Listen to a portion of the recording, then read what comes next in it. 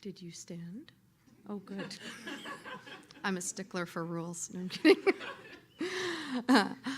The next order of business is item 5, adoption of the minutes of June 5th, 2015. And I would like to ask for a motion to adopt the minutes of the June 5th, 2015 College of Dental Hygienists of British Columbia annual general meeting as circulated. Do I have someone to motion that?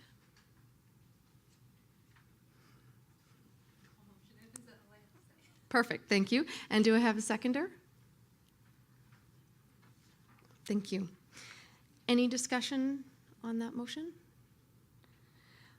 All those in favor? Anyone opposed? Anyone abstaining? The motion is carried. We're now going to have remarks from the chair of the board, so I'd like to invite Tammy Cdhbc to the podium to speak to attendees on behalf of the board. Thanks, Tammy.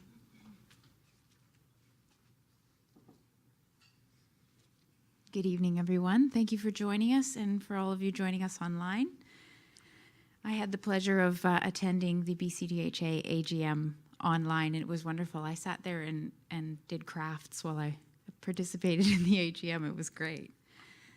All right, so I became chair of the Cdhbc board in March of 2013, and if you asked me then, I would never have guessed that I would soon find myself speaking to the best attended annual general meeting that the college has ever had in its history. Not tonight. It was actually in 2014. We had over 600 registrants participate. We had 480 online. It was the first time that a BC college had ever offered that option, so it was really groundbreaking. Sorry, This really is the age of technology. Registration renewal and new applications have moved to a 100% online format. The Access newsletter is now delivered exclusively to registrants' email on an increased publication schedule, and the Cdhbc website has been redesigned and updated to become fully searchable. We've broken new ground and look to the future in so many areas as a profession, and I could not be prouder of the positive, proactive approach that the board has taken.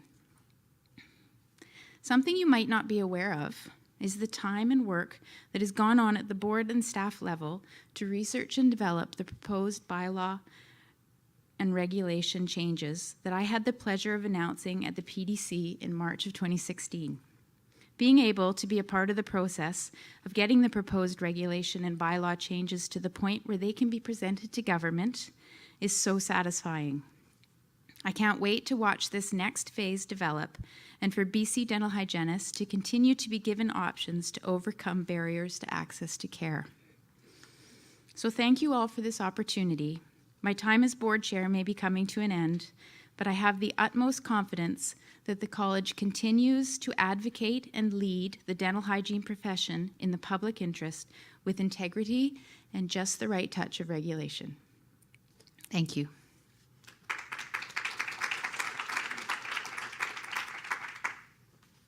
Thanks, Tammy. The next order of business is new business and our review of the audited financial statements for 2015-2016. And I'd like to Do you want me to do that first? It's on the agenda. Okay. Never mind. Our next order of business, just to keep it interesting, is the reports from committees.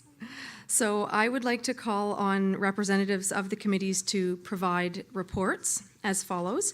And so first, from the Registration Committee, I would like to introduce Denise Bierwald, who will present the Registration Committee's report.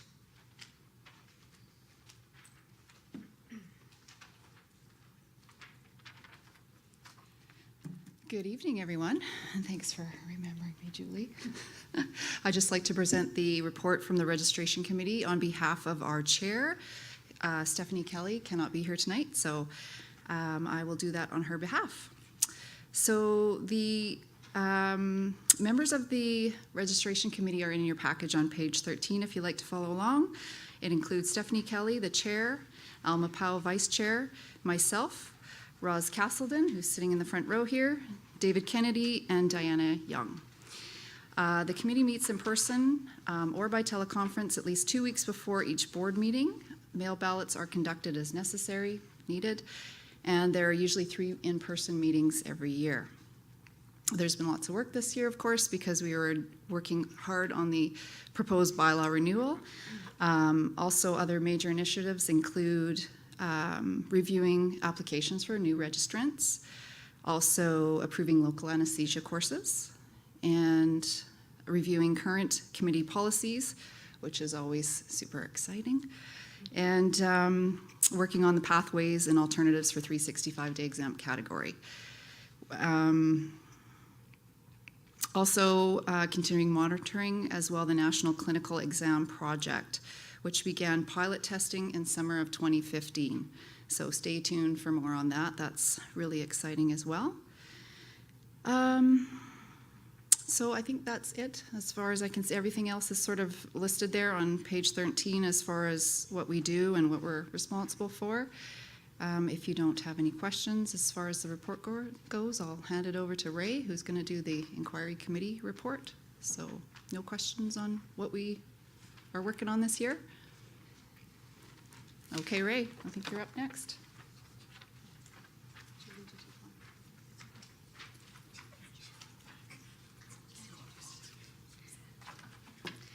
Hello. Sort of not my height. I am one of the members of the inquiry committee, and we've had a year that started the fiscal year, during the fiscal year ending February 29, 2016. Thank you. 5 written complaints were received, and the committee also initiated 7 investigations on its own motion. 17 complaints were resolved by February 29, 2016, 7 of which were initiated in the previous fiscal year. Of the cases resolved, 5 cases were dismissed, 12 cases were resolved by consent order, with an additional 3 cases carried over to 2016 and 17 for continued monitoring of the terms of the resolving consent order.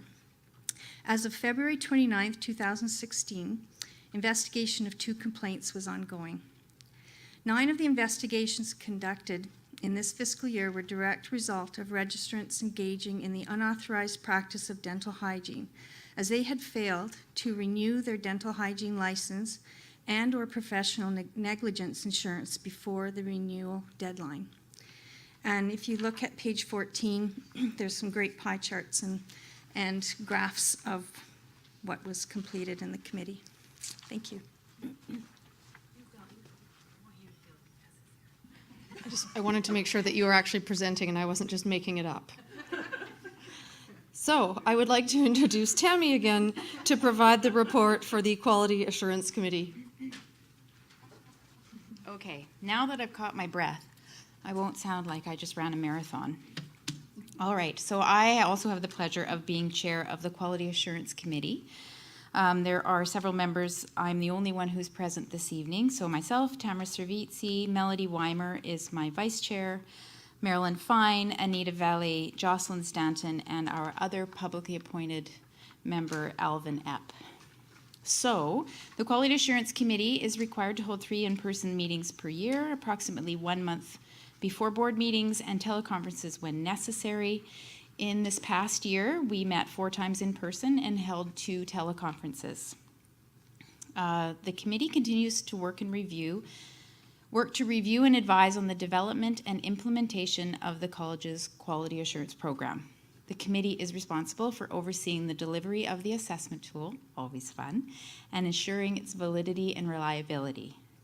The Quality Assurance Committee oversaw the 3rd cohort of registrants entering the QAP cycle, which included but was not limited to reviewing registrant feedback and reviewing and approving continuing competency activity requests, the credit requests. A major initiative for the committee was the development and approval of a policy for recent graduates entering the quality assurance program. So new grads are not required to do the quality assurance assessment tool because they've just taken the board exam.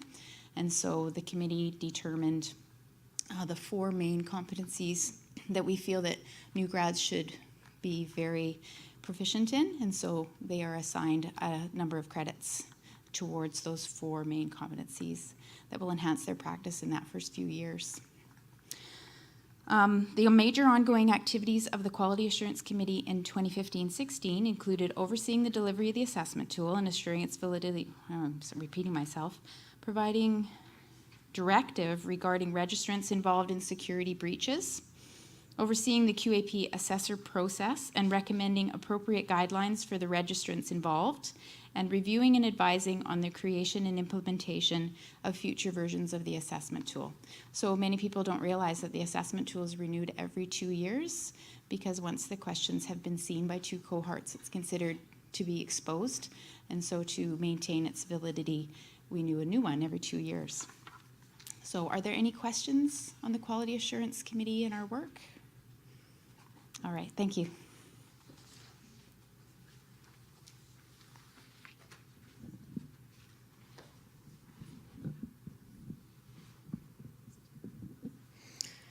The other committee that we have is the Discipline Committee. However, because the Discipline Committee has not been required to conduct any hearings during the 2015-2016 fiscal year, there is no report. The next order of business, new business, is our review of the audited financial statements for 2015-2016, and I would invite everyone to review the auditor's report and audited financial statements for the 2015-2016 fiscal year, which is in the annual report beginning on page 15. And I'd like to invite Jennifer Lawrence, Registrar, to the podium to discuss the audited financial statements.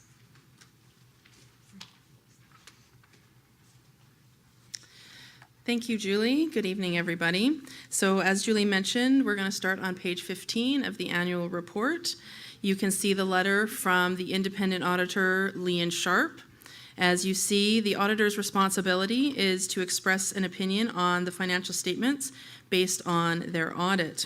They conduct the audit in accordance with Canadian auditing standards, and those standards require they comply with ethical requirements and plan and perform the audit to obtain reasonable assurance about whether the financial statements are free from material misstatement. And so you can see there at the very end, in our opinion, the financial statements present fairly in all material respects the financial position of the College of Dental Hygienists of BC as at February 29th, 2016, and the results of its operations and its cash flows for the year then ended in accordance with the Canadian accounting standards for not-for-profit organizations. So in layman's terms, we got a clean audit. If you turn over the page to page 16, you'll see the statement of operations. So this is the annual revenue and annual disbursements or expenses for the year. What the year we are looking at is the year 2016, but in order for you to compare, the 2015 year is directly beside it.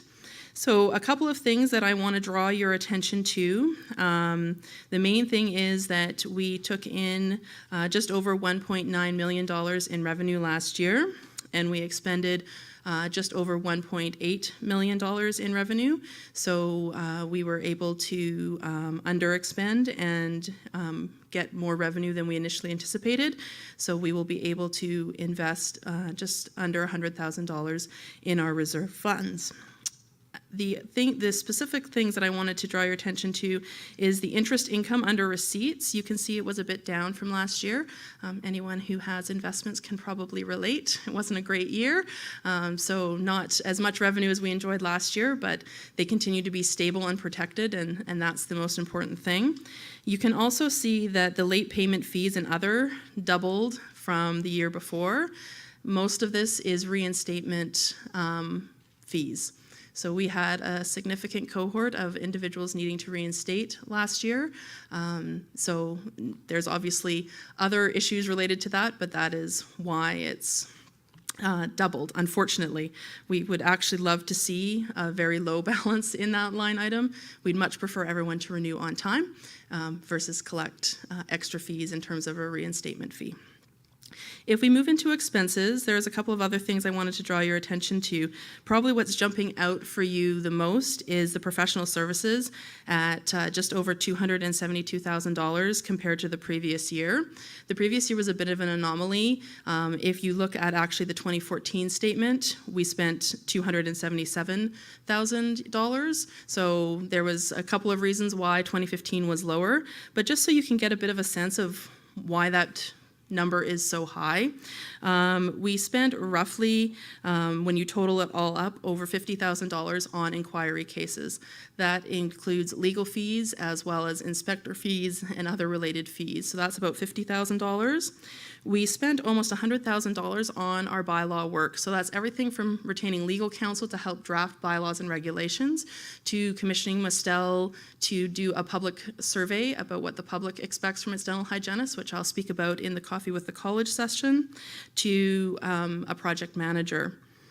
So that's part of what the funds are for. We also spent roughly $100,000 related to technology upgrades, secure login procedures, the streamlined renewal process, and our fully searchable website.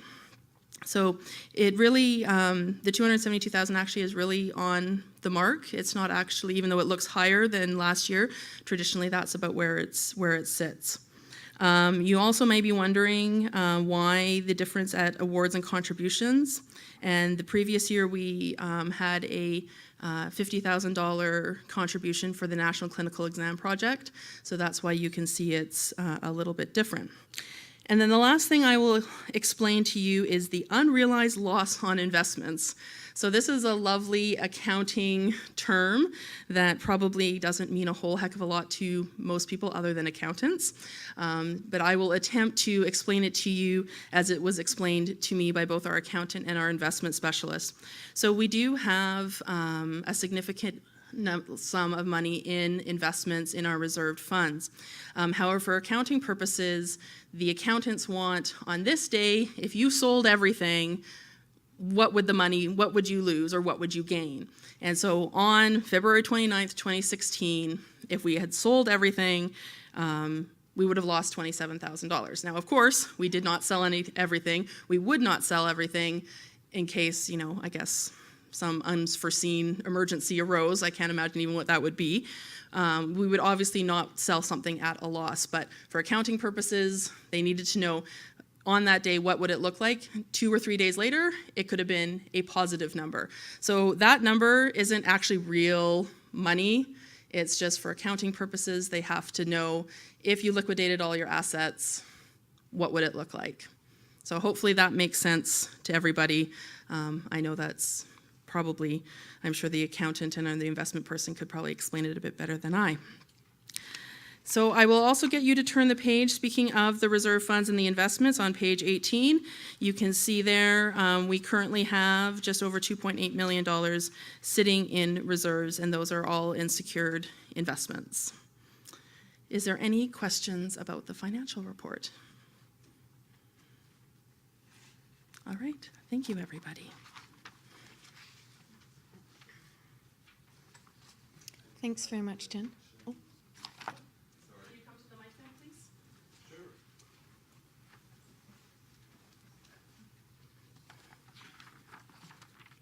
Hello, Sylvain Provencher, Jeunesse Dentaire.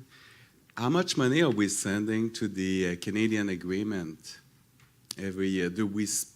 Is there Which a portion? Canadian agreement? The Canadian agreement. I The dental agreement.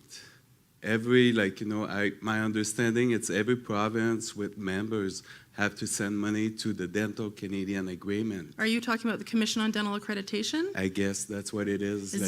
Speaking of the organization that accredits our BC program, educational programs? Okay, yes.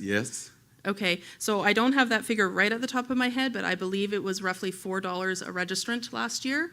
So you do the math on $4 times 3,600.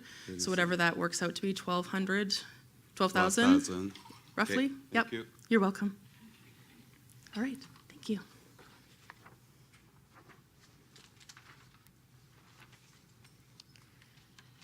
Just a few announcements. And prior to adjourning, I just want to make sure before we adjourn that all attendees have had an opportunity to sign in at the front. Is there anyone that still needs to do that? No? Following the adjournment of the meeting, Jennifer Lawrence will present a Coffee with the College session, so I invite everyone to stay and participate in that. Are there any announcements from attendees?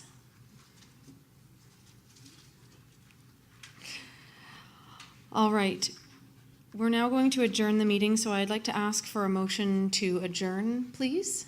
May I have someone motion? Thank you. And do I have a seconder? Thank you.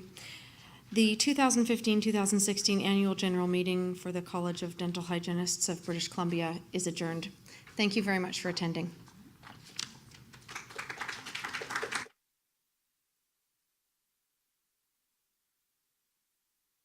Oh, there we go. So we're just going to take a 5-minute break. Please refresh your coffee. There's some lovely goodies at the back of the room. For those attending online, it is going to be Coffee with the College, so get yourself a coffee, tea, or what have you, and join us back in about 5 minutes and we'll get started. Thank you.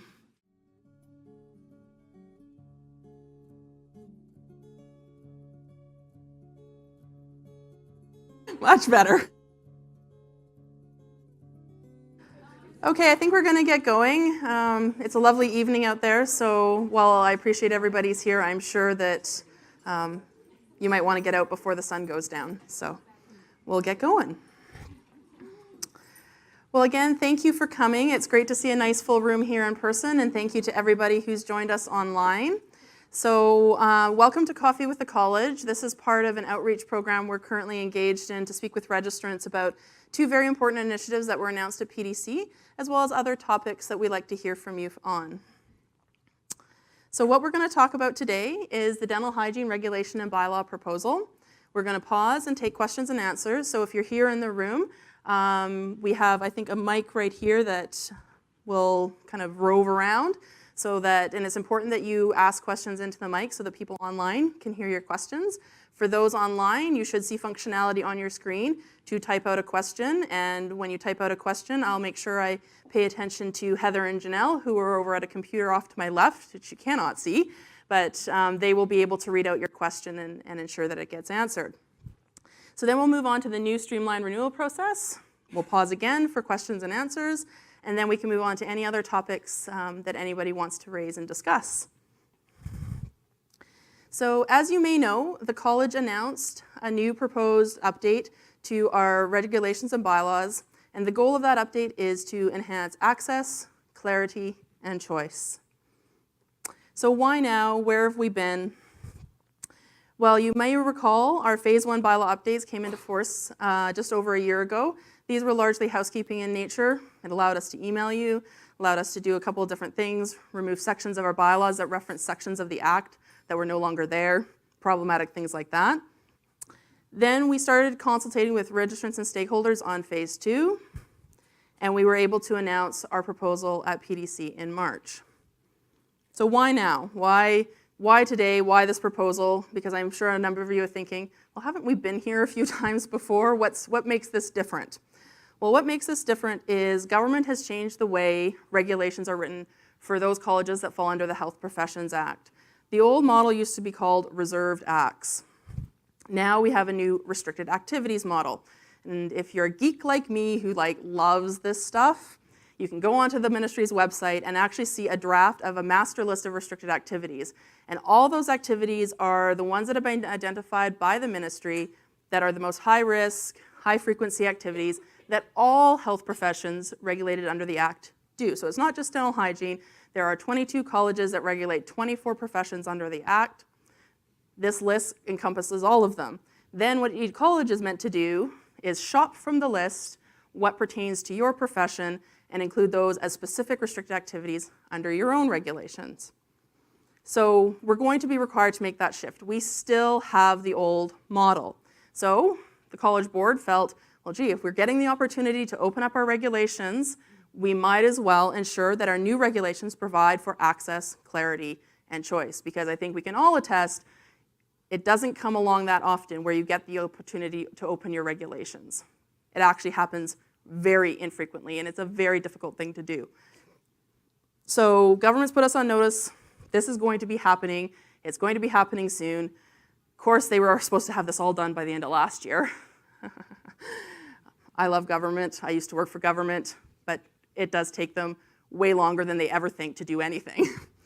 So we felt, well, we better get going and make sure we have a strong proposal when they're ready to open our regulations. So the first thing that we did is we commissioned the Mestel Group to engage the public regarding their expectations about dental hygiene care. And again, you might be wondering, well, why did you spend that money? Why is that important?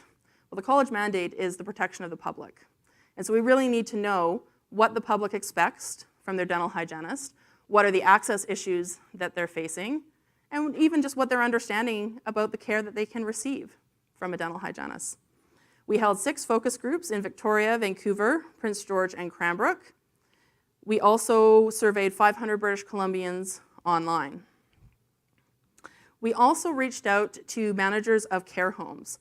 And so these are managers of 15 care homes. They probably actually oversee more care homes than just 15, but as many of you may know, sometimes a company owns more than one facility.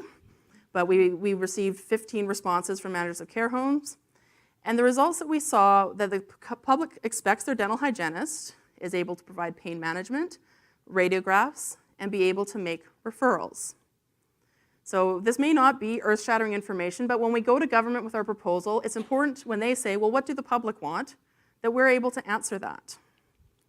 They also expect that there should be opportunities to access dental hygiene care in alternative settings. So many of them said, you know what, right now, I actually like seeing my dental hygienist in my dental office. That works for me. I like just going to one place.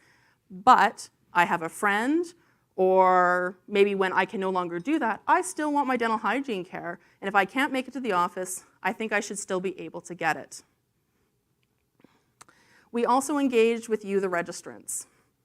The board requested that BCDHA consult with its members and provide recommendations to the college on key areas to focus the changes on. BCDHA, you may recall, a few years ago, surveyed and held a workshop for its members, and those results were provided to the college board. In that feedback that the college board received, BCDHA identified 4 key areas as priority for regulatory change. Whoops, I'm letting the cat out of the bag. The clicker's really sensitive. Removal of the 365-day rule for all, removal of the dentist on-site requirement for local anesthetic, enhanced clarity regarding radiographs, and ability to prescribe drugs used in dental hygiene practice. We also sent out a survey at the beginning of this year to all registrants to get further feedback on those 4 key areas for regulatory change. So it's been a couple of years since BCDHA did the work. I'm just going to pause. Ladies, please come on in. We've got a seat there. We've got a seat there. Please feel free to make yourself comfortable. I think there's one more seat up the front. So feel free. Thank you for joining us. So it's been a couple years. We've engaged many stakeholders. We've consulted with many other colleges. We've consulted with First Nations Health Authority. We've consulted with the BC Care Providers Association. So after we gathered all this information, we wanted to come back to you, the registrants. So the survey was opened from January 29th to February 19th. 864 registrants completed the survey, which out of 3,600 is not bad. So you may recall, because I'm sure everybody in this room filled out the survey, the questions that we asked: is the 365-day rule a barrier to care? Holy moly. 83% agreed with that statement. Is the requirement to have a dentist on site for local LA administration a barrier to care? 75% agreed. Is taking and interpreting radiographs a key part of providing safe and effective care? 98% agreed. I don't want to know what the other 2% were thinking, but that perhaps should be 100%, but everyone's entitled to their opinion, I guess. Should dental hygienists be, with the appropriate education, be able to prescribe drugs used in dental hygiene care? 80% agreed. And then we asked, are these 4 areas important to address when considering regulatory updates? 94% agreed. So clearly we're on the same page, we're on the same track. So we also did have an open-ended question, and so we got some key themes. Education requirements, about differences in education requirements, about what the future holds for education requirements for entry into the profession. Some comments around restorative. How far does restorative go? So we got some questions about that. Some comments about quality assurance program, which I will address later on in the presentation.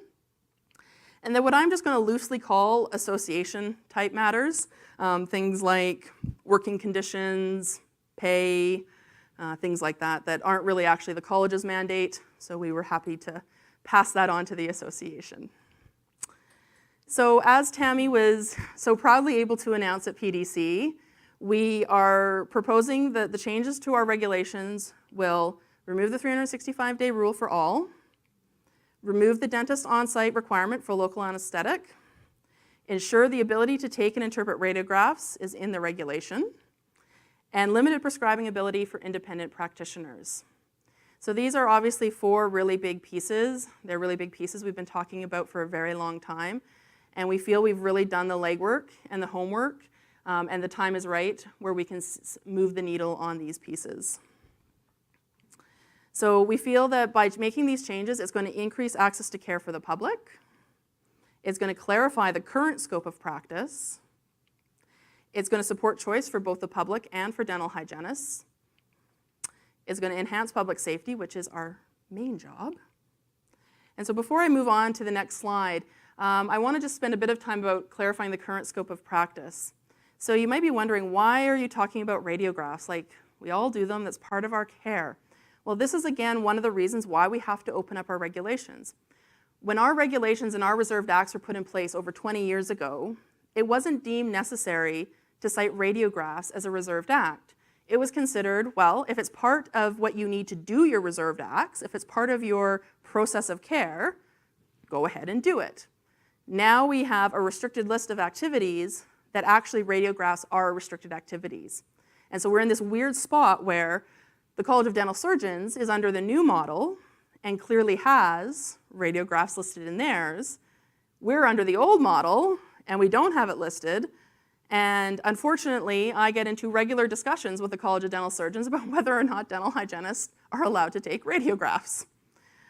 I end the conversation quite quickly and say, well, yes, they can, and in fact, if they don't, they're actually not following the appropriate process of care, and they'd probably be hauled in front of inquiry for improper care.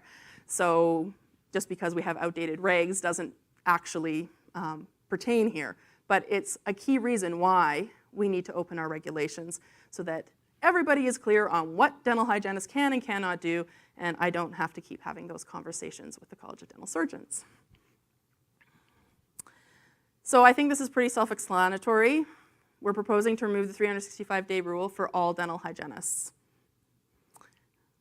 We're also proposing to remove the dentist on site for local anesthetic, so no longer will your dentist need to be on site. There may be some emergency response requirement as part of your registration process in order to be able to do this. We don't currently have CPR as a requirement for full registrants. We have it for our 365 exempt. However, dentists don't actually have our CPR requirement either. So we actually are engaged with the College of Dental Surgeons about this very topic, and we're really trying to get to a place where perhaps we can work with a provider to establish a course about responding to dental-related emergencies, not just CPR, but real-world things that could potentially go wrong, that both dental hygienists and dentists have to take the same course as part of their registration process. Inclusion of radiographs in the regulation, I just already talked about that. So obviously that is something very important that we need to clarify. And limited prescribing ability. So again, independent dental hygienists who have taken an approved education will be permitted to prescribe drugs used in practice such as chlorhexidine and antibiotic pre-medication. And the other piece I should underline, this is about prescribing. So this is about the actual ordering of the drug. To say to, okay, client A, you need chlorhexidine. The other piece we're going to be clarifying is all dental hygienists' ability to dispense and administer these drugs. So this is again where our regulation gets outdated, because I know you all do that on a daily basis, but it's actually a restricted activity to even dispense and administer. So even technically providing chlorhexidine to somebody, I mean, if we really, really wanted to get down to brass tacks, technically that's not in our regulation. So there's going to be enhanced clarity. You will not see a change in how you practice. We're just going to make sure the rules actually live up to how you practice today. So other proposed regulations, we're going to ensure that the dental hygiene diagnosis is in the regulation. So there's no debate on whether dental hygienists can diagnose or not. We're going to include prescribing, dispensing, and fitting of mouth guards in the regulation. And obviously, we'll be maintaining debridement and the administration of local anesthetic in the regulation. So the 2 reserved acts that we currently have obviously will stay. So as part of this project, it became very clear to the board and to the college that once the regulations are updated, that's going to actually affect our registration categories, because we now no longer need a 365-day exempt category if there's no 365-day rule. So the board and the college started thinking about this and started thinking about how dental hygiene is changing, where the profession is headed, what the public said to us in the Mistel survey about access, and also sort of what we see as a college in terms of complaints. And one thing that was really commonly noted is we don't want to lose sight of sort of a practitioner level dental hygienist. And so how are we going to move the 365-day registrants who for the most part are independent practitioners who've taken additional education, who have experience, how are we going to move that into a category that's not tied to a 365-day rule, but that sort of sets them out as independent practitioners? So we're going to change the full and conditional categories into the registered dental hygienist category.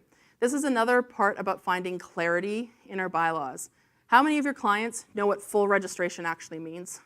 Or conditional registration? Like, nobody has any clue what that would mean, right? So, but they will know what a registered dental hygienist means. So if you say I'm a registered dental hygienist, they'll go, okay, yeah, right, that sounds right. Or if they're looking and they're checking on our website, they'll know what that means. So it's really key for the public to understand that. This category is going to be maintained at a diploma level entry. It's going to be fully self-initiating and can practice the full scope except for prescribing. And when I say prescribing, again, it's the ordering. It's not the dispensing and administering, it's the ordering. Then we're going to have the dental hygiene practitioner category. So this is where the 365-day category is going to morph into. Again, how many members of the public know what 365 exempt category of registration is? You know, I'm sure if you tell your client that, they'll be like, what are you talking about? So, but they'll know what a dental hygiene practitioner is. So for new entrants into this category, it will be a degree level entry. They'll be able to practice the full scope, including prescribing. And only registrants in this category may own and operate an independent practice. And I'm going to clarify that a little bit. So registered dental hygienists, again, I want to underline, can practice the full scope. They'll be exempt from 365, and dentists on site for local anesthetic will be removed. So registered dental hygienists will be able to practice independently. You will not need an order from a dentist, fully self-initiating, fully self-directed. However, they can't be the primary owner and operator of an independent practice, and I'm going to expand on that a bit in the next slide. They will practice in collaborative settings with other professionals. And 93% of dental hygienists are currently practicing or employed in collaborative settings. So that's important to note. So dental hygiene practitioner. So again, they obviously can practice the full scope. Barriers like 365 and dentist on site is removed. They may own an independent practice and employ registered dental hygienists. So what do I mean by independent practice? I mean that this individual is ultimately responsible for the practice. So they're ultimately responsible for record retention. They're ultimately responsible for the billing. They advertise as an independent practice and seek out clients. So I'm not talking about contractors that maybe rent a chair in a dental office or things like that. I'm talking about what we would really traditionally think as an independent dental hygiene practice, whether it be mobile or have a storefront. But again, I want to make it clear that registered dental hygienists can practice independently. They can be hired by whether it's a dentist, a dental hygiene practitioner, public health, education, but they can't be that primary owner and operator. And the reason we've done this is we've really seen at inquiry, independent practitioners, unfortunately, really falling down around the practice issues, not the clinical issues, but it's the practice issues. It's operating in complex settings and getting informed consent in complex settings when that individual can't get informed consent on their own. So we really see the dental hygiene practitioner being able to be mentors to a registered dental hygienist who may not be used to getting informed consent or may not be used to setting up infection control protocols in a non-traditional setting, may not be used to, hey, did you know you have to retain those records for 16 years? Things like that. And they may prescribe certain drugs upon completion of approved education. And again, for new registrants in applying to this category, it will be a degree level entry. I'm going to speak about existing registrants and how existing registrants can get into this category in a little bit. So what does this all mean? Because you're probably like, okay, that's great, Jen, but how do I fit into this new scheme? Where will I land? So existing full registrants, you'll automatically be moved into the registered dental hygienist category. You won't have to do anything, it will automatically happen. And like I said, the only change in practice you'll probably see is the barriers have been removed for you. So even if you work in a dental office, if the dentist isn't there and the person hasn't seen a dentist in the previous 365, it will no longer matter. You can actually do patient-centered care instead of regulation-centered care. And again, there will be no requirement to move out of this category or get a degree if you don't want to. If you want to stay in the registered dental hygienist category, you can stay there for your entire career.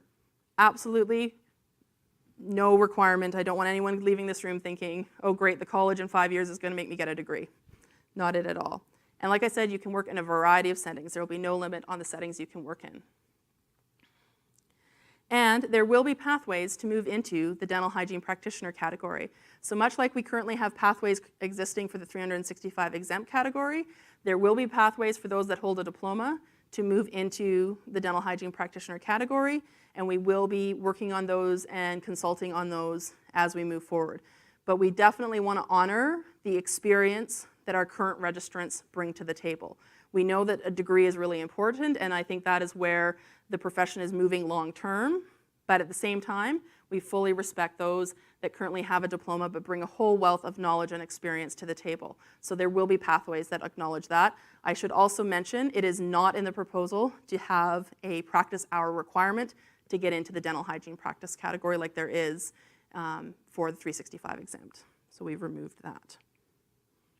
So for existing 365 exempt registrants, what is it going to mean for you? You'll automatically be moved into the dental hygiene practitioner category. Initially, you obviously have a limit on practice, which you won't be able to prescribe until you've taken the approved education, but you'll automatically be moved in. There'll be nothing that you need to do. You'll be able to be the primary owner or operator of an independent practice, and I should say that's if you want to. If you're a dental hygiene practitioner in that category and you don't want to own a practice, that's okay too. But that you just want that flexibility to be in that category, you absolutely can. You'll be able to employ registered dental hygienists, and like I said, we'll be able to prescribe once approved education is completed. So probably one question that maybe some folks have is, I'm an independent practitioner, but I'm not 365 exempt. What will happen to me? I want to say, without any equivocation, the board and the college is not looking to change a setting a dental hygienist currently practices in. If you find yourself in this bucket, please contact the college and talk to us. We really encourage you to perhaps get your 365 exempt registration before the change happens, or we can talk about how you'll be able to move into the dental hygiene practitioner registration. So practically speaking, let's just say you don't get your 365 exempt before this happens, there will actually be what we're going to call sort of a grandfather category, where if you prove to us you currently own and operate an independent practice but are not 365 exempt, we'll put you in the category where you can continue to own your operating or independent practice, and we'll work one-on-one to establish a pathway to get you to the practitioner category. So we're not looking to shut down anyone who currently owns and operates an independent practice if they're not 365 exempt, but I would say if you find yourself in this bucket, contact us directly and we can talk about that, and or really think about getting your 365 exempt registration. So the perennial question, when is this all happening? And you're like, oh, this sounds really great, Jen, but we've been here before. So I do have to say, this is a proposal. Nothing is changing today. I don't want anyone leaving the room or closing their laptop thinking, great, 365 is gone, excellent, I'm going to go not follow the rule tomorrow. Please don't do that. It is a proposal, but we are very hopeful that this will move forward fairly quickly with the Minister of Health. Again, we've been identified, we're on the list. They've told us we're up before the end of this year. So hopefully we'll have more news shortly. And I think we wouldn't be announcing the proposal to you if we weren't optimistic about this. We know our regulation has to be opened. That's not in question. Ministry has said it has to be opened. So how do you provide feedback? Well, you're here this evening, so thank you for coming, and we're going to get to Q&A shortly. Also, I should say that this will not be the only opportunity to provide feedback.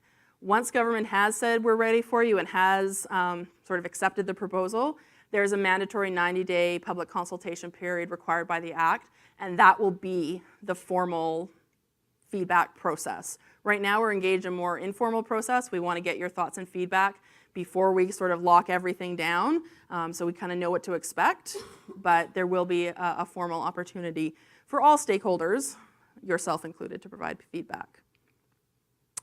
So before I move into Q&A, I just want to talk a little bit about the Quality Assurance Program and how it may be affected.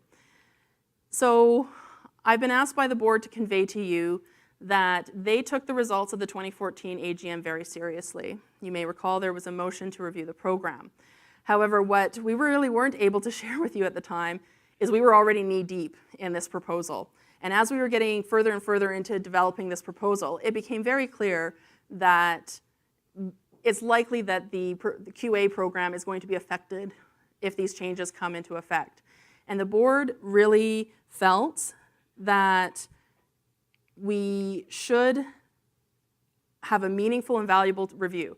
That it was no sense in doing a review back in 2014 when we knew this work was ongoing and we knew we were probably going to have to engage in another review of the program. So the board really feels that they want to ensure fair treatment for all registrants, both those currently enrolled in the program and those yet to be. So we have 2 cohorts left of registrants to become enrolled in the new QA program, 2017 and 2018. And the board really feels that all registrants should be treated fairly and treated the same. And that was really the intent, was to get all registrants into the new program and actually have a set of data that spans all registrants that we can actually demonstrate to government and to the public about how safe our registrants are. And I have to say, that program has moved this proposal forward probably quicker than if we didn't have the program, because we actually have data to share with government to show how safe and current and competent our registrant base is, and there is absolutely no danger in removing the 365-day rule. So, for all its pluses and minuses, because I know that it has pluses and minuses, it actually has been a key piece in helping us move this forward. And so we wanted to be fair. We wanted to have all registrants go through the same experience. But in 2018, we'll have everybody in. So by 2019, I think is the prime time to start thinking about how the program can evolve. Is it still meeting the goals we wanted it to meet? Is it still being useful for our registrants to use? It is still assuring the public of safe and current and competent practice. And we also need to impact the proposed regulation and bylaw changes and the registration categories. If we now have a practitioner category, does QA look different for the practitioner category than it does for a full or for a registered dental hygienist? So we wanted, ultimately at the end of the day, it's your money. And if we're going to do a review, we might as well do it at the right time and making sure it's meaningful and valuable and actually can affect the change at the right time. Oh, geez Louise. Oh, my goodness. I swear I'm only touching it once. Okay. Questions. Am I to use this mic? I have a mic. Questions? Is there anything online, Heather? So we'd just like to let our viewers at home know that we've been having some technical difficulties with the submission form. So we've actually posted an instruction at the bottom of the webpage with an email address. So that's cdhbc@cdhbc.com. And we are seeing some questions come through, so people seem to be able to see that. Please go ahead and email us with your questions. So we do have one, if you'd like to start with that one. Let's start with that. All right. So the first question is, would the dental hygiene practitioner category only be applicable to dental hygienists with a dental hygiene degree? Or would a bachelor in health science, for example, also qualify for the practitioner category as long as the LA in prescribing education is taken? Great, so excellent question. Hopefully everybody heard the question. So the answer is yes and no. So for initial entry into the practitioner category, it has to be a dental hygiene degree. Because if you're a brand new registrant, we obviously need to make sure you're a dental hygienist, right? A health science degree does not make you a dental hygienist.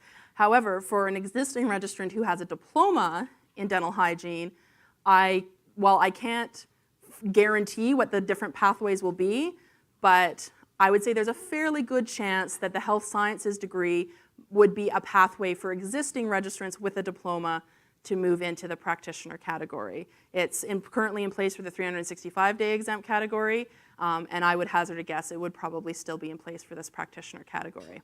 So hopefully that makes sense. Is there any questions in the room? Yep. Yep. Can you just come up here so that everyone can see? Yep. Because I got to go back in front of the camera because right now there's a talking voice and no head. I do have a few questions. I would like to know, I do have a 3-year program in Quebec, of course, like I think everybody could tell. Having a degree, like what will be the difference with already what I have for program? Is that your first question? Yeah. Okay. I probably have some people in the audience that could probably answer that a bit better than I can.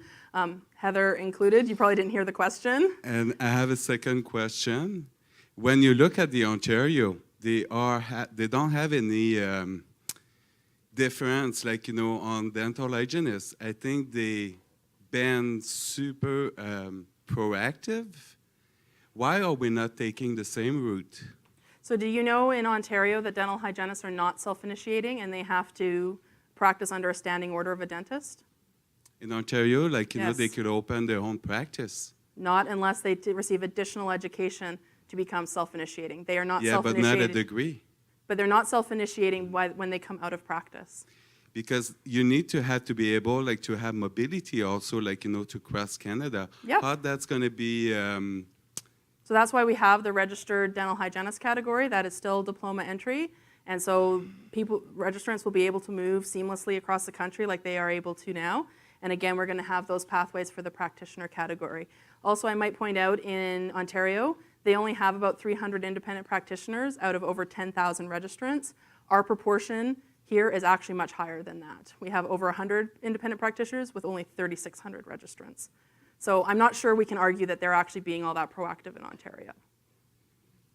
well, I find it's the model then, like, you know, many of other provinces have been taking right now. I actually don't. I know for Quebec, and I know, like, you know, for the east side of the Canada, like, yeah. It's a different route. I do sit at the Then- Federation, yeah. so I'm pretty familiar with all the different models Okay. across the country, and I actually, not very many provinces still require a standing order from a dentist in Because order I to find that practice. that's going to give, again, like, you know, 2 categories of dental hygienists in BC. Like, you know, some of them would be practitioners, some of them would be registered. Mm-hmm. And then, like, you know, it's again, like, you know, so if there's anybody who could answer, like, you know, the difference of my 3-year program with the diploma, then it's been done at UBC. So maybe, Heather, I hate to put you on the spot, but maybe I can call upon Heather and then maybe one of our board members, Zool, who happens to be the program director at UBC.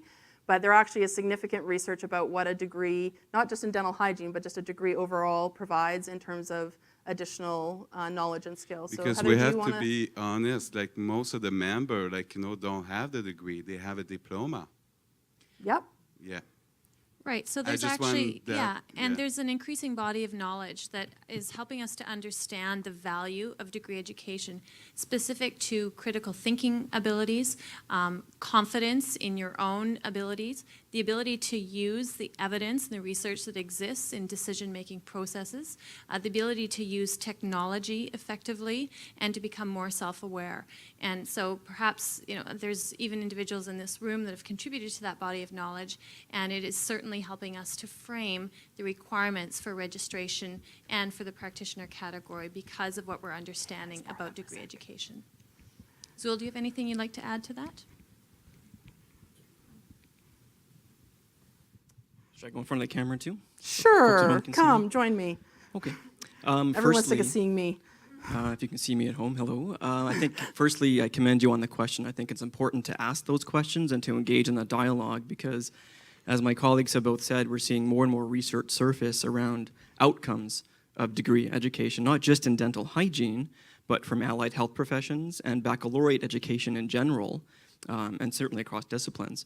I think I'd be happy to point you in the direction of some of that research, but some of the broader purposes of baccalaureate education in general stems also from the Council of Ministries of Education in Canada, which speak to, much like Heather Bigger was saying, outcomes around critical thinking, theoretical reasoning, interprofessional collaboration, which you certainly have exposure to in diploma education, but with longer duration of programs, much like a baccalaureate and more so at the master's and graduate levels, you just further have opportunities to build and strengthen the skills you already do have. So our mission to engage in this dialogue across the country around the purpose of baccalaureate education is speak to those critical thinking related abilities. Thank you, Zoe. So, and I think maybe you heard me mention, I shouldn't be standing in front of this, the tech guys are going to get mad at me. You heard me speak about what we're seeing in independent practice isn't the clinical skills that are the issue. It's more the critical thinking and how to work in part of interprofessional teams and things like that. And we really do believe the degree offers that. I think the other reality that we have to grapple with is that dental hygiene is one of the last self-regulating professions that is a diploma entry. Other professions, nursing, even occupational therapists have gone from diploma to degree, and now occupational therapists are actually a master's level entry. So, you know, I think the reality is in BC, our diploma programs are 3 credits shy of a degree level. And so I think, you know, we keep developing these national competencies, and we keep asking our programs to stuff more and more into the diploma, and I think the time has come where we really need to take a critical look at really, are we educating to a degree level but still calling it a diploma? So there's probably a bit of that conversation that, okay, yes, we still call it a diploma, but what can we do to just elevate it to probably what it should be called? So there's that argument as well. Is there something else from online? Yes, actually, we're getting the questions pouring in, so everything seems to be working well. Just shifting gears a little bit, the next question, Jen, is specific to timelines and how they're going to impact the proposal moving forward. So how will the provincial election scheduled for next May impact the timeline of our proposed regulation changes? Very good question, and it's obviously somebody online who is very much into politics like I am. So there's, again, a sort of a double answer to that. I'm hopeful that this proposal can move forward long before that election takes place. The reality is probably come early spring, and by early spring I probably mean March-ish, government kind of shuts down. You know, government's not really willing to make significant changes in the midst of a potential government change. So it's really incumbent upon us to try to move this forward. Like I said, the bureaucrats have identified us to go this fall. I really hope that that is the case. I hope we're not stalled by the provincial election. The other piece is we've really been doing our homework in getting support. We've actually gotten support from the College of Physicians and Surgeons. We've gotten support from the College of Registered Nurses. We've gotten support from the College of Pharmacists. We have support from the First Nations Health Authority, who has told us it can't happen fast enough for them. And so really, I think because we have all that support, I think that's going to help us. If it's not deemed controversial, obviously it will move things along. I'm sure probably some other question that's either going to come from here or probably online is, what do the dentists think? We have met with them, and it wasn't a bad meeting. It was a fair meeting. And I think that there's not really many arguments that you can really make against this proposal, especially when it comes to the regulations about 365 and things like that. We'll continue to be engaging and collaborating with them, but at the same time, government has to recognize this college has been around for over 20 years. We have a very strong track record of regulatory excellence, and we're in the big boys club. You know, we don't necessarily need another college's approval to do what we feel is best for the public. And so I think our track record, especially the QA program, really speaks to that and how we take our responsibilities under the Act seriously. And so I'm hopeful with all the work that we've done, we can move this forward despite potentially a government change come the spring. Okay, yeah, I'm going to get you to come to the mic so the online folks can hear you. have support from the College of Dental Surgeons? I wouldn't go as far to say we have their support, but I would go as far to say at this point they're not opposed to it. How's that for a political answer? Just put it on the table there. Okay, we'll go back to online. So we've got some questions that are diverging a little bit, but one last one on this topic is why do we not ask for more restricted activities on the master list from the ministry? We may not be able to ask again in 20 years, so is there a strategy to be sure that we're not missing any of those restricted activities? I'm struggling between the serious answer and the funny answer that's currently sitting in my head because I know what some of the things are on those restricted activities list. Unless you're wanting to put fingers in places that you probably don't want to, I'm pretty sure we've done our homework about which ones actually apply to dental hygiene. I can't think of one restricted activity that would be on that list that we haven't thought of in terms of dental hygiene. Don't forget, these restricted activities are for physicians, for midwives. So unless dental hygiene wants to start delivering babies, I think we've got the right ones down. I don't think we're missing any. So one more question from the audience here, and then maybe just in the interest of time, we'll move on. Yes, I would like to see the answer, the study, like who show, like, you know. But again, as a 3-year practitioner, I don't have to own my own practice.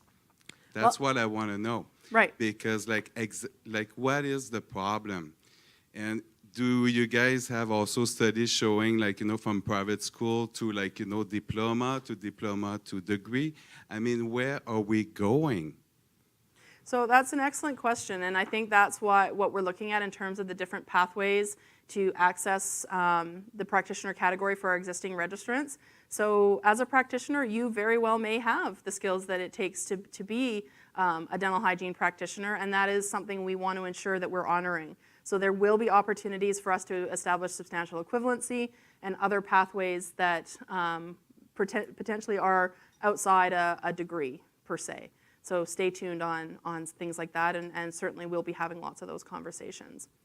So just in the interest of time, I think I'm going to keep on going because I hear the questions are kind of diverging a little bit online as well. So I'd like to move on to this new streamlined renewal process. So at PDC, we announced that CDHA and BCDHA have agreed to align their renewal period with the colleges so that dental hygienists in BC will have a streamlined renewal process. So as you probably all know, your CDHA membership, BCDHA membership, expires at the end of October.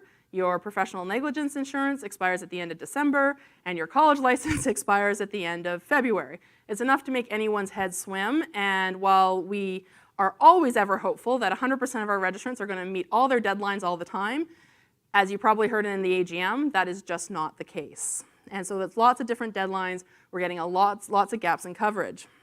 So in order to rectify this, starting in 2017, the college will be collecting the association's fee from all practicing dental hygienists during the college's renewal period. So no longer will you have to worry about 3 different dates. The only date you will need to remember is the college renewal deadline of February 28th. So what will that mean? It means that all practicing dental hygienists have access to comprehensive and continuous professional liability insurance. All dental hygienists have access to the tools they need to meet their regulatory obligations, such as education and other resources. What does that mean for the public? So this is from the college's perspective and what we see on a fairly regular basis, unfortunately. It will mean that the public will be now confident when they see a dental hygienist, he or she has continuous comprehensive liability insurance coverage. Unfortunately, every year on January 1st, 1,000 registrants, so we have 3,600 in total, 1,000 registrants do not have valid negligence insurance on file with the college come January 1st. That slowly rectifies itself through the renewal period, and many do have it, they just forget to update it with us. However, many don't have it. In fact, over 100 every single renewal period of registrants actually practice without professional negligence insurance, which is really bad on a whole variety of levels. It's bad because it actually invalidates your license to practice with us because it's a condition of registration. It's really bad because it actually invalidates your insurance for the entire previous year. So if you get sued for something you did last year, you are now no longer covered. and it's really bad for the public because the Act requires us to ensure our registrants are insured because the public have a right to seek damages if harm is done. And if there's no insurance, the reality is there's probably not going to be much to draw on, and it's going to be bad for the client, and it's going to be bad for the registrant because the registrant's financial future will probably just go down the toilet. So it's a significant concern. We also did a comprehensive audit of the 3 insurances we currently accept. And we were, albeit a bit surprised to learn the differences in insurance. And you'll see a little bit further in the slide deck, everyone thinks that they are covered. And you know what? The college thought you were covered too. But when we asked for the full information of the 3 different insurance that's required, that we accept, CDHA, DH Pro, and CDSPI, we were surprised to learn not all insurance policies are created equal, and you might not be covered as much as you thought you were. So, and as we've just talked about, dental hygienists are becoming more increasingly primary care providers, which is fantastic. This profession is very well positioned to do that. However, with that comes increased risk and increased opportunity or events whereby there might be claims on that negligence insurance. Also, hygienists need support tools that the college just cannot provide. That's not our role, but support tools in helping them meet their regulatory obligations. So for you, again, you'll only have to submit your information and pay your fees once a year. You won't have to submit it in multiple locations. It will be a seamless process between Cdhbc and CDHA and BCDHA. You will no longer have to submit proof of insurance. We'll know you're insured because we collected your fee and ensured that you were insured. We've also established a voluntary refundable deposit payment plan that allows dental hygienists to design a payment plan toward the coming year's renewal that suits them.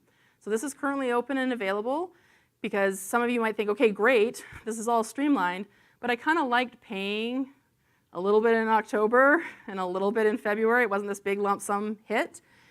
We totally get it, and so if you want to log into your registrant profile, you can set up a payment plan according to your own needs. If you want to set aside $100 a month and have that automatically come off your credit card and put on deposit with the college, when you log in February, you can apply your deposit towards your fees. Maybe you have a small balance owing, and away you go. Or say you get your tax return and you're like, you know what? That's going to be my fees for next year. You can put a lump sum on, and it sits on deposit with the college. So we've made it completely up to you. Or you can start it and go, actually, you know what? I don't want to keep paying into it, and stop it. And it is fully refundable. So if you're like, oh, I'm going to move to Alberta and I'm not going to renew next year with the college, we'll give you your money back. So again, what does it mean for you? So existing CDHA and BCDHA members. So again, beginning in 2017, so I want to underline, so this happens during college renewal in January and February of next year for March 1st. Okay, so you're renewing your college license for March 1st like you usually do, but you're also renewing your membership for March 1st. So those of you who are really super savvy, says what happens from November 1st to March 1st. So CDHA and BCDHA are offering an interim membership, a 4-month membership that will be at a reduced cost that will ensure you have your professional liability in January and February. You don't, if you're not a current CDHA or BCDHA member in a minute, but it's really key that we're going to have this weird crunchy period until we get to March 1st, 2017, when everybody is on the correct cycle of these sort of 4-month, and really, in the college's viewpoint, the 2-month gap, which is you need to make sure you have insurance for January and February 2017. After that, March 1st, now you don't need to worry about it, but you will need to worry about that this year. So you have to do a dual payment, a dual sign up at least one more time. So what does it mean for non-CDHA and BCDHA members? So again, when you renew, automatically you will be provided with a CDHA, BCDHA membership, which will include your professional liability insurance. Non-members, again, like I said, will need to ensure that they've established insurance for January and February 2017. You can either choose to do the CDHA, BCDHA interim membership, or you can get insurance elsewhere. but you definitely need to make sure that you have those 2 months of coverage, because as we've mentioned, practicing without insurance is actually a bylaw infringement and voids your license to practice. So I think I've kind of gone through this. One thing I do want to note is if, for whatever reason, you don't want to be a member of CDHA and BCDHA, for whatever reason, that is absolutely your right. You can cancel the membership and still be covered by their insurance. You also, if you really don't want the CDHA insurance, you can opt out of that as well. However, we'll only consider that after March 1st, and you have to be able to demonstrate that your insurance is same as or better than the policies offered by CDHA. And unfortunately, there will be no fees refunded if you choose either of those options. I'll get to questions. Okay, we absolutely will. So if absolutely, we'll talk about it for sure. So again, why has this been done? So in 2016, we did the survey, as you may recall. 96% agreed that comprehensive insurance is important. 86% agreed they were knowledgeable about their insurance coverage. 87% agreed they were confident about their current coverage. However, not all professional liability insurance coverage is the same, and many policies lack in key areas, and that was revealed by the audit that the college did. So this is our current makeup of current providers. So 73% CDHA, 14% DH Pro, and 13% CDSBI, and then 1% other. This is usually public health that has the 1%. Okay, so we are going to get questions. I am going to ask that we be respectful and allow everyone to have an opportunity to ask a question. So I know you were wanting to talk, so I can give you the first opportunity. So I don't understand, how can you force us to just do the insurance, take insurance that you think is the best? Because we were for years with another insurance, everything was okay. I asked my boss, who owns a big practice, he's with the CDSBI, what you should provide the information that you found the insurance we had is not good for you. Right. And why would you force us to even take another insurance, but we still have to join CDHA? Okay. What do they do to us? So Cindy Fletcher from BCDHA, she's the executive assistant or executive director from BCDHA. So I'm going to probably have her come up and speak a little bit about member benefits. However, in answer to some of your questions, our job is to ensure protection of the public. And in the audit that we did, we found that the public isn't being protected. We also found that there were huge lapses in insurance. And we found that the CDHA insurance is the most comprehensive. And we actually found, you say that the insurance that's been accepted in the past, there's been no problems. We probably shouldn't have been accepting some of that insurance in the past. And I can tell you some of that insurance probably will no longer be accepted. CDSPI, there are huge gaps in coverage for a dental hygienist. That insurance doesn't follow you if you practice in multiple offices. Also, we are seeing a greater trend where the entire office is being sued. And if your dentist goes first and drains the $1 million limit, you are now no longer covered individually. So there's an issue with group insurance like that.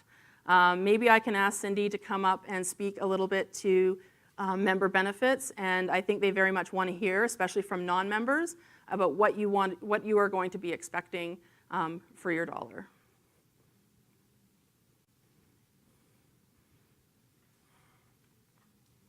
Thank you. So I'll just have to organize my thoughts a little bit as to what I can say in a minute as opposed to about a 30-minute presentation. But first of all, I want to reiterate what Jen said in that we certainly understand that there will be people coming to the association that maybe haven't been members previously or haven't been members of the association for a long time. And we take that very seriously. And we will be spending a lot of time surveying all of our members, but particularly the new members, to find out what's important to you and what you expect from your professional association. I guess if I had to pick sort of one thought to leave you with today is I get a little bit antsy when I hear people comparing or just talking about insurance, because your professional association is far more than insurance. So when people say, you know, $362 for CDHA versus $99 for CDSPI, I can assure you that you are not comparing, you know, apples and apples.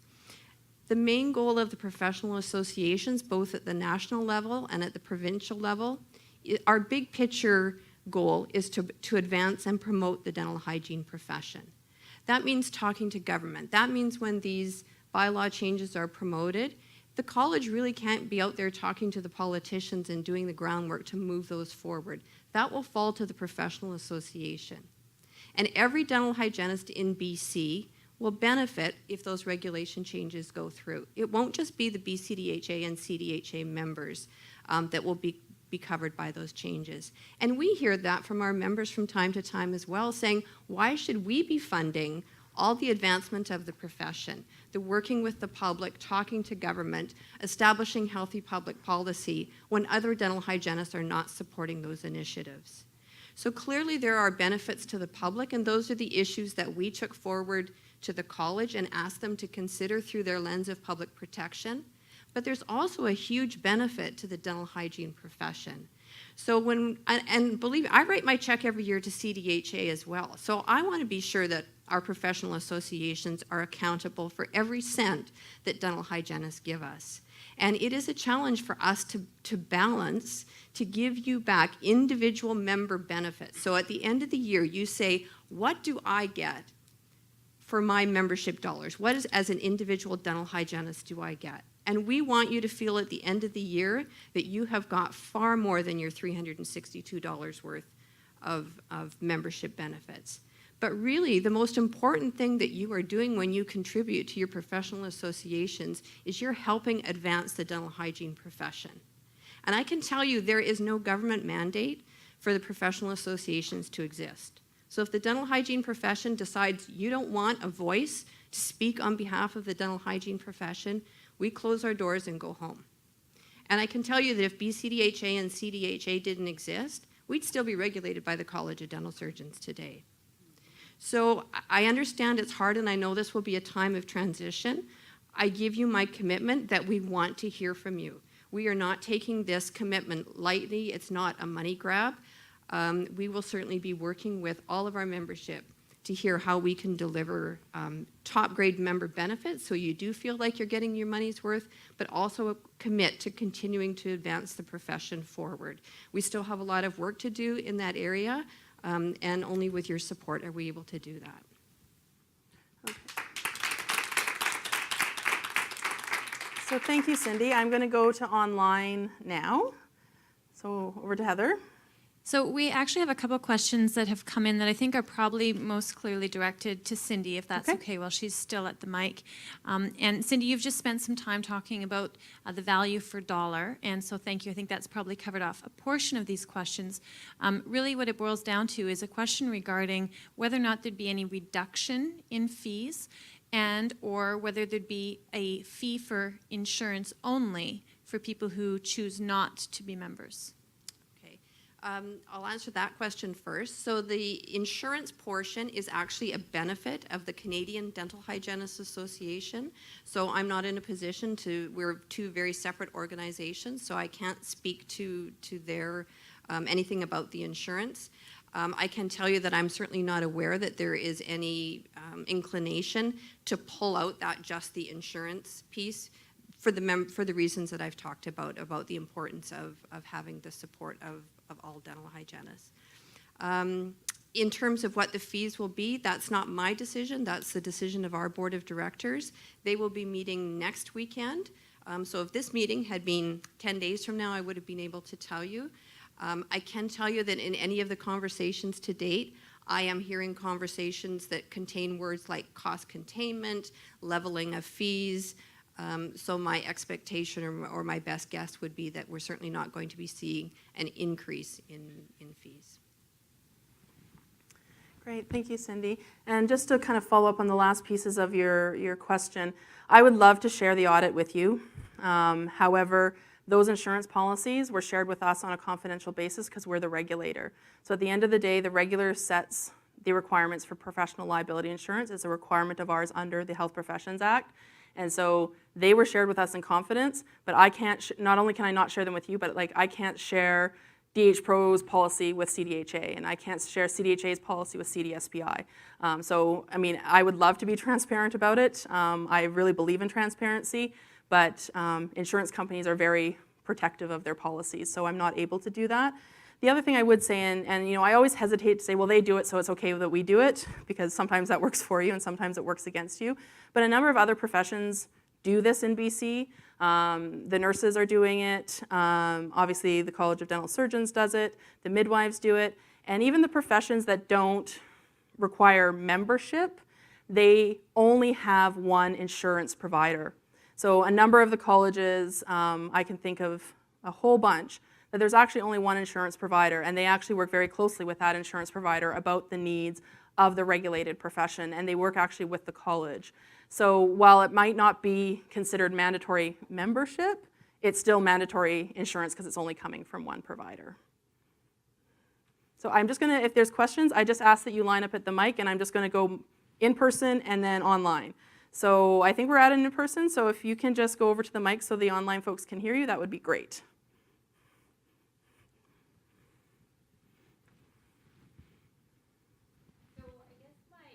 With the renewal is, besides that lady's point, that we were forced. We're basically forced to pay into CDHA, right? But the thing is, like, you're talking about categories and how they're the best, right? But I think if we were told what we needed as coverage and we can decide who our insurance would be, I think that would be way better as opposed to, here's the fee, pay for it. Because I think at the end of the day, we should have the right. And I know you talk about public protection, and I completely agree, right? I'm in hygiene for a reason. But don't you think, I don't know any profession that have to write an exam just to renew a license. You know, that's another thing. And I know that's totally actually separate. A number of other professions do in BC. Well, I'm not aware of it. I know I've asked, like, my husband who's an engineer, he doesn't write an exam. Doctors don't have to write an exam. Actually, doctors write a number of exams Renew every a year to license? recertify. Yes. But Julie, my our thing is- lawyer has to, so. Sure, but the main thing is, like, having that right for us to choose who we want to have insurance with, as opposed to being basically told this is, and we weren't even aware of it. We were just told this is what you have to pay. Right. So I definitely hear your comment, and I thank you for your question. The reality is, I mean, I've actually seen these insurance policies, and initially when we were going to do the audit, I'm like, okay, well, I'll just get all three and I'll sit down and I'll compare them, right? Wrong. Like, I got them, and it took me 20 seconds to realize that I do not have the expertise to interpret an insurance policy about what it does cover and what it doesn't cover and what it actually means. We actually had to hire an expert to do it for us. And policies, I mean, you can talk to Julie, our legal counsel, you can talk to any probably legal counsel. Insurance policies are purposely designed so the layperson can't fully understand them. And so it's really hard for the college to say, well, your insurance policies have to have this, because insurance policies, like, I know you get 2 pages from your provider, but the actual policy is probably about that thick. So our bylaws would be insanely long if we just said, okay, here's all the things that your insurance has to have, go out and shop around. One of the other issues is you're gonna find if you go out and shop around, you're not gonna find it, because it's actually not lucrative enough for insurance companies to offer one-off policies for individual professions. That's why many professions have one provider, because they're the only game in town. They're the only ones that say, okay, well, fine, if you can guarantee me, you know, 500 denturists, then fine, we'll offer you insurance. But you can't go down to, like, Coast Capital and get appropriate negligence insurance for your profession. So I'm going to go over to online, and then I'll come back to you. Thanks, Jen. We've got some questions just around people's confidence in terms of their particular insurance coverage versus the CDHA coverage. So how would a registrant be able to confirm for themselves one insurance policy versus the other and the strengths of one or the other? Well, I mean, as an insurance holder, you can request a full copy of your policy.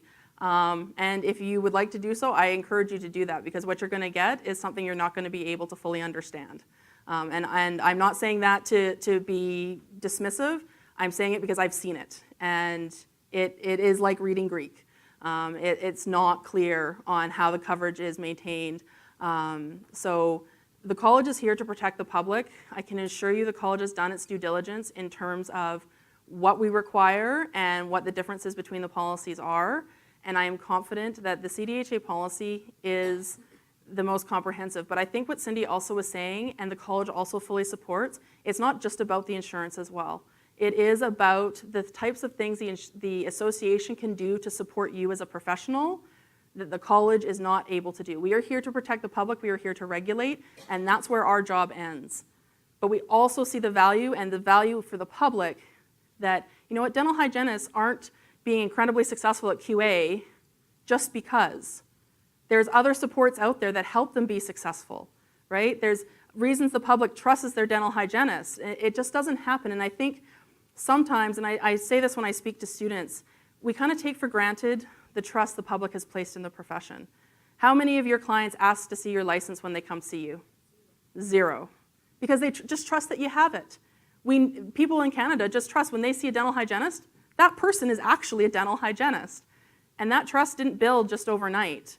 And I think as Cindy rightly said, if it weren't for the association, your own college would not exist. And so there are many things that the associations can do that I think will benefit. And I guess I just implore you to think about it with an open mind, to give them the benefit of the doubt, give them the feedback about what you want to see in terms of what the value you would see. And even in discussions, again, this is not my bailiwick, but even the discussions I've had with Cindy, because now it's a requirement for the college. I'm not giving you tax advice because I'm not your accountant, but you should talk to your accountant because now your membership is probably a tax write-off. So you're going to see some savings there. You're going to see some savings in other areas. So while on the outset it might look like an extra outlay of funds that you haven't been paying before, I think in the end you're actually going to see that there's far more benefits both monetarily and professionally than perhaps you realize at the moment. Over to you. Well, she's been standing up holding the mic, so I'm going to... That's okay. Hello, my name is Tara Waddell, and I'm a registered dental hygienist. I would like to thank Cdhbc for allowing us to voice our concerns here tonight, and also to my fellow dental hygienists for taking time out of their day to support the profession. I feel like what you're telling us is that you're holding our Cdhbc membership hostage unless we pay to be a member of an association we are not required by law to be a member of. This is called extortion. The Cdhbc is threatening to withhold our membership, which is necessary for us to pay our bills, to feed our families, unless we give money to an association we do not have to belong to. Let me give you a scenario and see if you're okay with it. I have a dental hygiene practice, and it's policy for its patients to pay up front before treatment is rendered. They pay for 2.5 units of scaling, polishing, and fluoride. During treatment, the patient decides they do not want the polish or fluoride.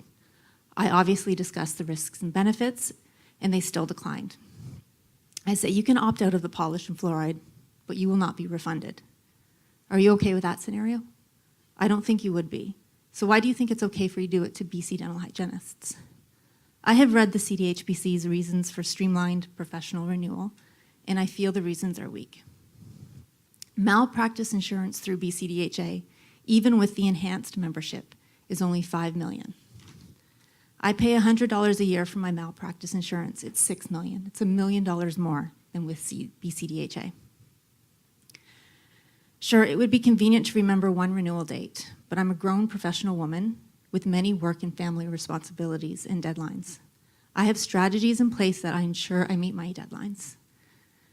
Please do not insult dental hygienists by telling us we are too irresponsible to remember such important deadlines. A deadline that would put our career at risk if not met. A deadline that would put our family's needs at risk if not met. Cdhbc and BCDHA have not entered into an agreement. I feel they have colluded to extort money from BC dental hygienists and are compromising their reputations by trying to implement a streamlined professional renewal. BCDHA's purpose is to protect dental hygienists of British Columbia. How can I trust BCDHA to protect my rights as a dental hygienist when they are trying to take away my freedom of choice? my autonomy. I feel CDHBC is overstepping its boundaries in order to increase BCDHA membership, therefore increasing BCDHA revenue. According to CDHBC, 27% BC dental hygienists do not want to be a part of BCDHA, as it's not mandatory for them to do so. CDHBC is planning to hold its mandatory memberships hostage unless dental hygienists pay a non-mandatory, non-refundable fee. I feel this is extortion and abuse of power from CDHBC. I would like to encourage members who agree with what I've said here tonight to like a Facebook page called Opposition to CDHBC Streamlined Professional Renewal. There you will find a link to sign a petition. I encourage all members, whether they agree or not, to voice their opinions by emailing the Honourable Terry Lake, Minister of Health, BC. Thank you. Thank you very much.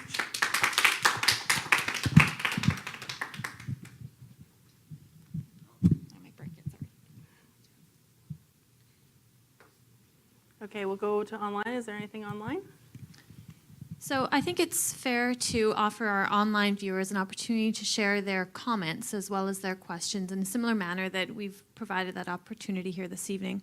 So we have a registrant that wanted to share with the group that many years ago, I opted out of BCDHA for 1 year and got my own insurance, and then decided that it was much more cost effective to have the membership with all its benefits. And I've been a member since 1975 with only that 1 year lapse. While perhaps I've not been happy with some of the changes over the years, including the QAP, some stressful challenges with that, but I'm happy that I will continue to practice as a hygienist for my clients, and what I'm hearing now at this meeting, I agree with the proposals. Thank you very much. This year I was going to change my insurance because I've been a member from the Canadian Dental Hygienists Association and looking at the other one.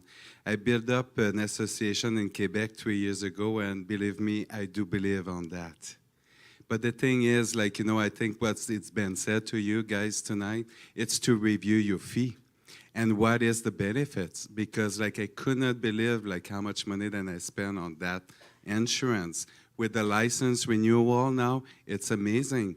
We're at $400 in Quebec and BC, like we're at $700-800 like every year. Why is that? Thank you. So I think just sort of an answer to your last question there is about why the difference in fees?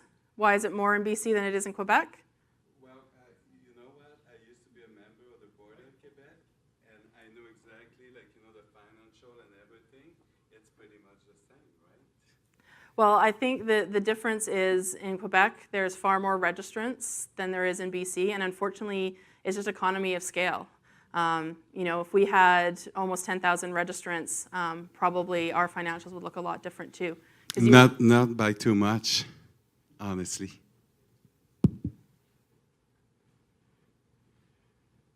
Is there anything else online before we move on? Just some other topics. Okay. Whenever point. So speaking of that, thank you for that nice segue, Heather. We will move on to other topics. I can assure everybody that, as you know, the entire board is here this evening. I'm sure they've heard everyone's comments with open ears, and obviously we'll be continuing the discussion. So we really thank you for coming and sharing with us. That is the whole point of Coffee with the College, so thank you for that. Is there anybody in the room is there anything else that you wish to raise that hasn't been discussed yet? So I see one who is quickly making her way to the mic. I think it's on the table there in front of Ray. I just want a little clarity because I'm under the understanding that at one point there was some talk about taking away the ability to practice dental hygiene on an intimate partner. Has that gone by the wayside, or is that still in progress, or is it, yeah? Oh, yes. Patient relations, my favorite topic. So as you alluded to, there was bylaws posted on our website that would change our patient relations program, which would prevent the treatment of spouses.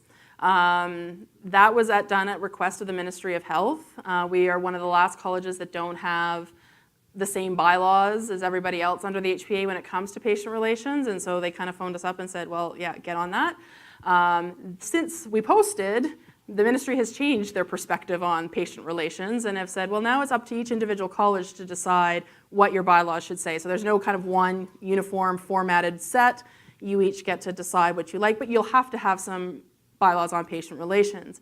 As I'm sure some of you have maybe varying levels of insight onto the journey that the College of Dental Surgeons has been on with relation to patient relations and the treatment of spouses, and they're still on that journey. So the board has been watching this closely. There will be changes to the patient relations program.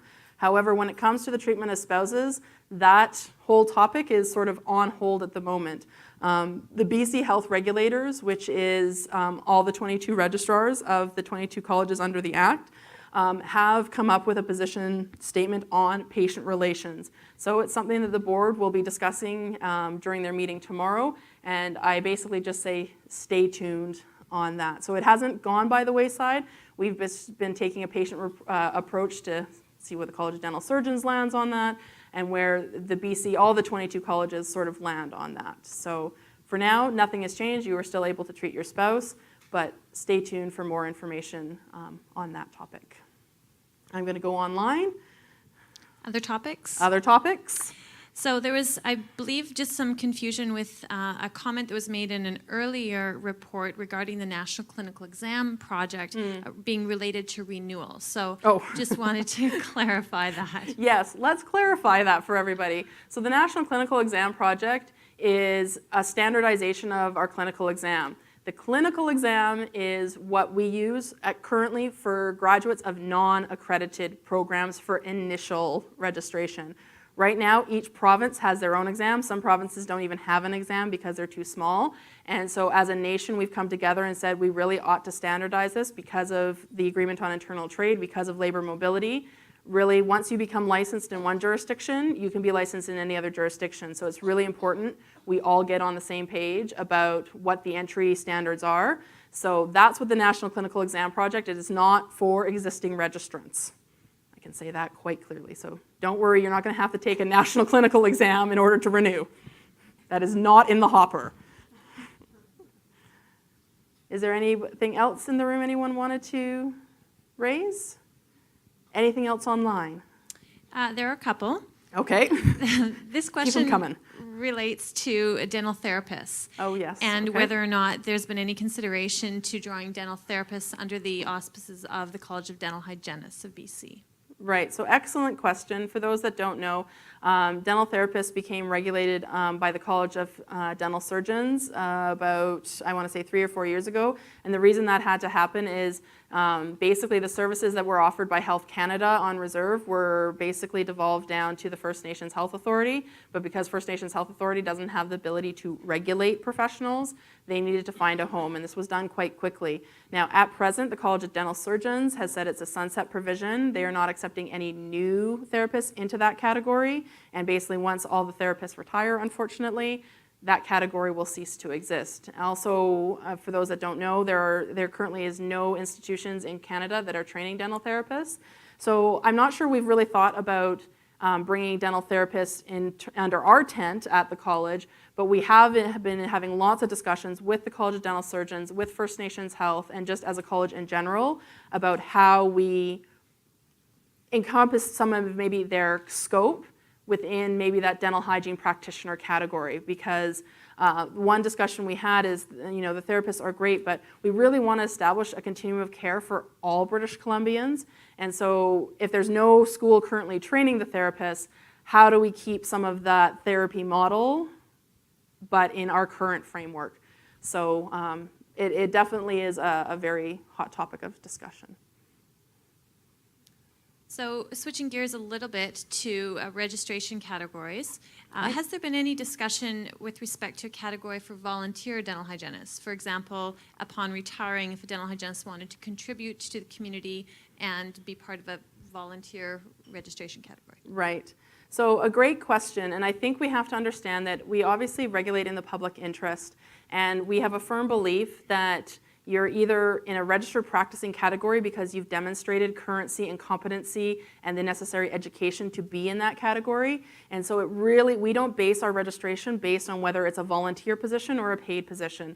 The money exchange is not at the root of how we regulate. And so I think it's a bit dangerous to say, well, we can have sort of this non-practicing sort of volunteer thing where maybe there's not as many requirements to meet as a full. At the end of the day, if you are practicing the scope of dental hygienist, it's law that you have to be a full practicing registered member in order to practice. So I get where that's coming from. It would be lovely to foster the experience of our hygienists who may be moving out of practice but still want to be involved.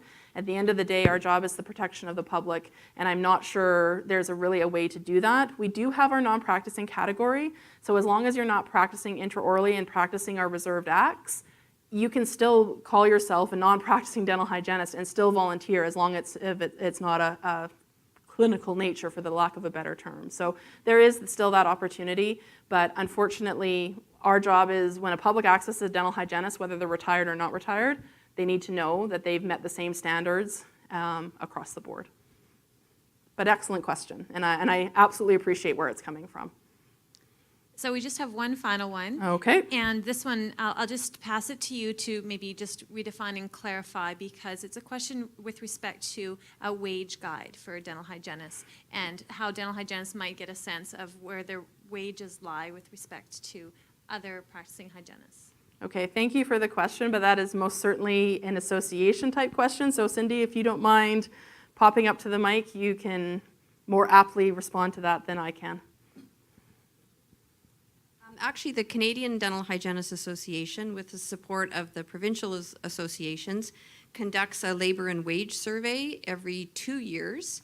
So that information is available on the CDHA website and also on the BCDHA website. For specific information in BC based on region and by years of practice, you can find that for the 2015 survey on the members only side of our website. So it is something that is done every 2 years. So you can take a look at the survey results to see how your wages compared to everybody else's in BC and across Canada. Great, thank you, Cindy. I see one more person who's looking to ask a question or make a comment. So I think we're going to give you the last word. No pressure. So I just wondered, as you can see, I'm pregnant, so that's why I'm asking this question. Is there any plans, or is there currently, I don't believe there is currently, any kind of registration for someone that's pregnant that's going to be on maternity leave? Yeah. Because I mean, and you're not having a baby perfectly from like February 28th to March 1st? What? No, I didn't plan on do that. Silly you. But yeah, I mean, is there any plans to do like a prorated registration? I mean, especially if this new fee is coming up in the new year, it's pretty expensive. Yeah. And if I'm only working a couple months of that year, it's a lot of money. I absolutely hear what you're saying. And so this is something I think probably both the college and the associations have been struggling with. Is we know we're a predominantly woman populated profession, and we've been struggling with how do we honor exactly the scenario you're talking about. You're going to be working, say, the first couple of months, you're going to be working, March and April, and then you're going to go on mat leave, and then you're not going to be working until March or April. So really, you're not going to get a break on both your license and your membership. One thing we are looking at in these new bylaws that I didn't mention is allowing our registrants to go to an inactive status. So instead of renewing, you would not renew, and I know that sounds a bit scary because I just talked about how many people don't renew and practice without a license, but you would not renew and you would just move to an inactive status.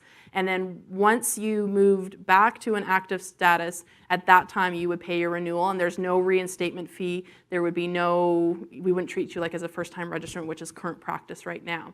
So we're trying to think of different ways where we can accommodate your situation. We do offer a half-year rate in terms of renewal. So in September, the renewal price drops by half. That doesn't really help your situation.